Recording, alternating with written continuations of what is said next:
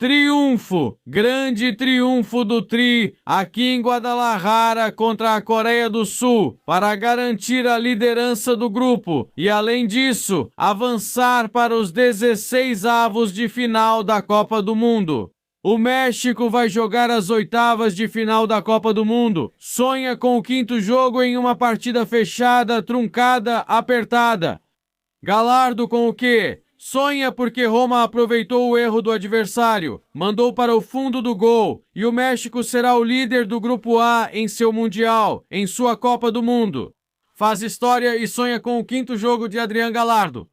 Sim, uma vitória importantíssima para o México, na medida certa, bem na medida certa. Da mesma forma, em uma partida extremamente equilibrada, em um primeiro tempo em que praticamente nada aconteceu, um segundo tempo em que o México marcou logo no início com uma jogada que veio pelo lado esquerdo, cruzamento, onde o goleiro falhou após uma cabeçada de Raul Jiménez. Ele agarrou, deixou escapar e Roma aproveitou bem. Logicamente ali no meio da grande área, quase na marca do pênalti, ele finaliza com o gol aberto para fazer 1-0.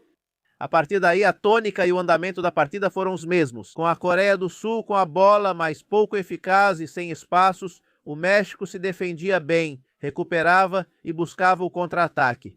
O México teve duas grandes chances para decidir, uma com Raul Jiménez, defendida espetacularmente pelo goleiro, e outra com Vargas, também defendida com destaque.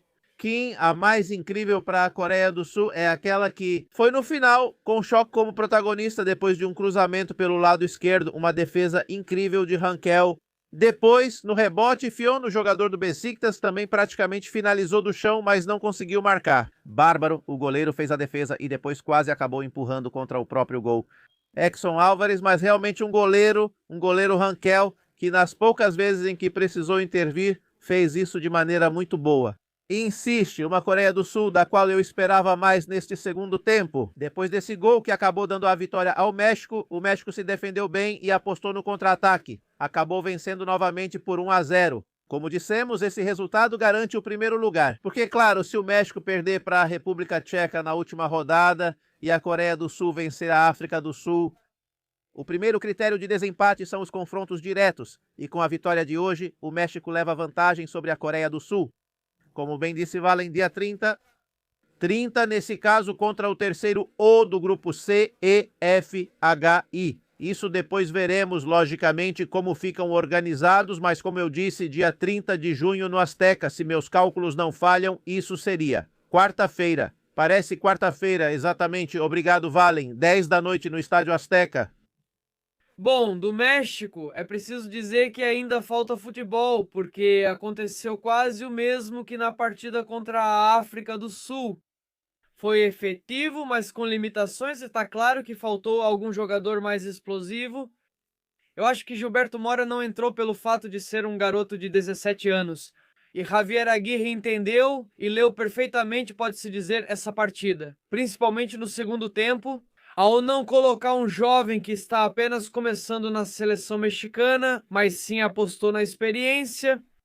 A do Pineda, a do Vargas, a do Jiménez também nos últimos minutos e no fim das contas não saiu mal para ele. Também levando em conta as variações táticas que ele fez. Comparando com a estreia contra a África do Sul, falo do time titular para destacar aquela grande vitória de 1-0 sobre a Coreia do Sul. Ainda falta futebol, e assim não será suficiente para ninguém. México. Principalmente em 16avos de final, vai ser preciso ver qual adversário estará pela frente, justamente essa seleção de Javier Aguirre. E uma Coreia do Sul que também muito fraca, de nível muito baixo.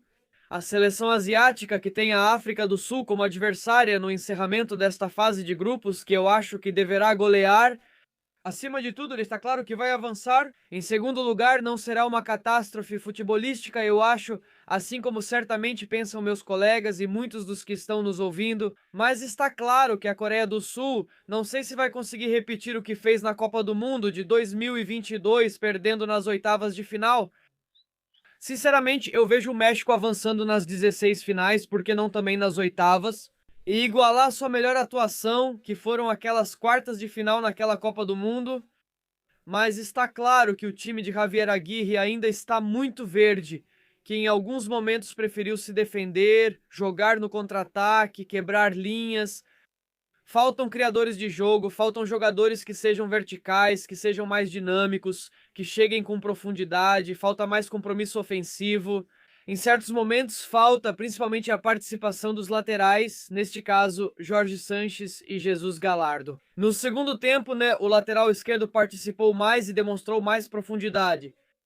Mas está claro que esse é o jogo do México, ser vertical, ser profundo, ser dinâmico, ser explosivo, ser veloz, principalmente contra essas seleções que às vezes se fecham atrás, e não ser tão arriscados, principalmente na defesa.